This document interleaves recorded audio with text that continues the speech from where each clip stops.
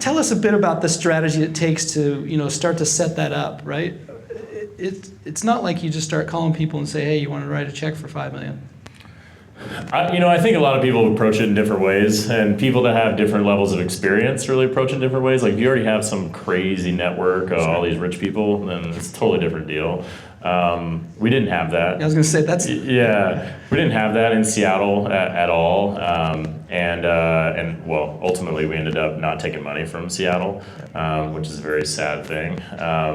But I think the way I approached it was that I needed to learn as much as I could from this process.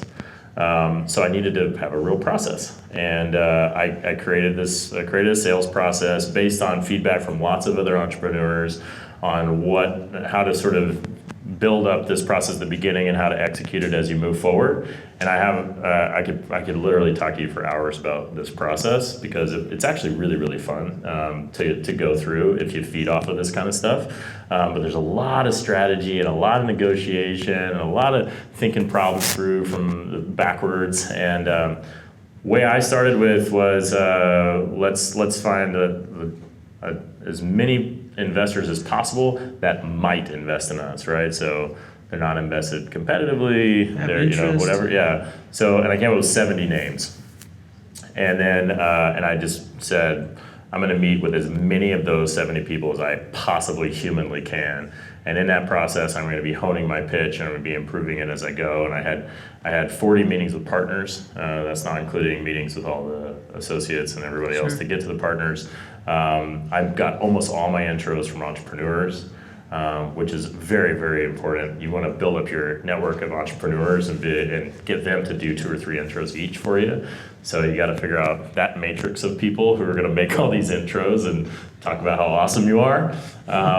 And then with that, I started driving it down into like who really even gets the business, who is it that really is in from a timing and fun perspective, and then who's showing the real interest. And the whole idea is to drive to as many possible suitors as possible and get down to like 6 offers on the table, and then you kind of have your pick of the litter, and you can bounce them off each other. And it's all about getting that first person to pull the trigger, right? The first person is to put a number out there, and then you just stack them all on top and start figuring it out.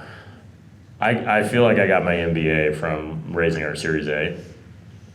So many things I learned about the business and about how people think about business. And I was talking to a lot of really, really smart people that were trying to dissect my business and poke as many holes in it as they possibly could. And they were using words I never heard before.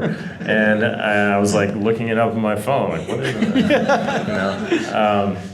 And so that's all a big part of the process, but also having the right support. You can't do this alone. I had someone that was helping me administratively, like with all the schedule and landing in the right place at the right time. I was doing like 5 investor meetings in a day, right? And running all around the valley. And like I had to have this person to help me like glue it all together and keep my brain straight, right? Sure.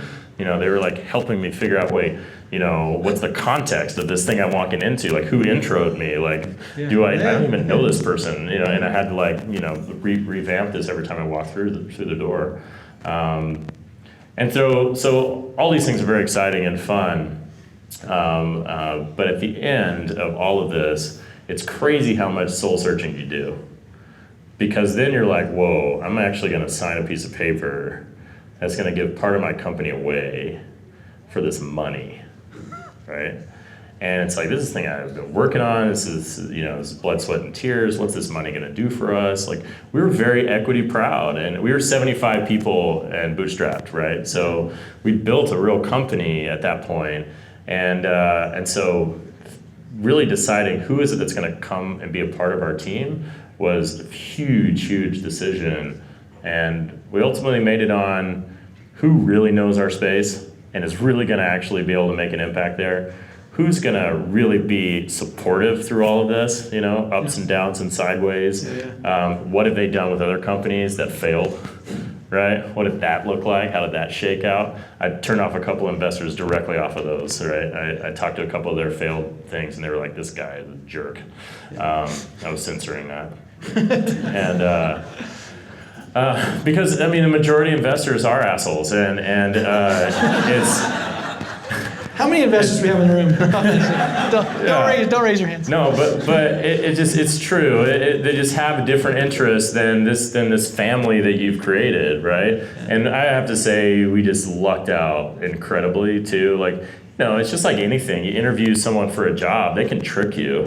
Absolutely. You can go 3 months in and be like, you were not the same person that I hired. I guarantee you that. And the same thing happened with investors, but it really has. The honeymoon phase never ended, and we've got people that really, really support everything that we do, and also that are just incredibly strategic aligned with what we're trying to figure out. So I would just do your best to try to hire the right person to your board.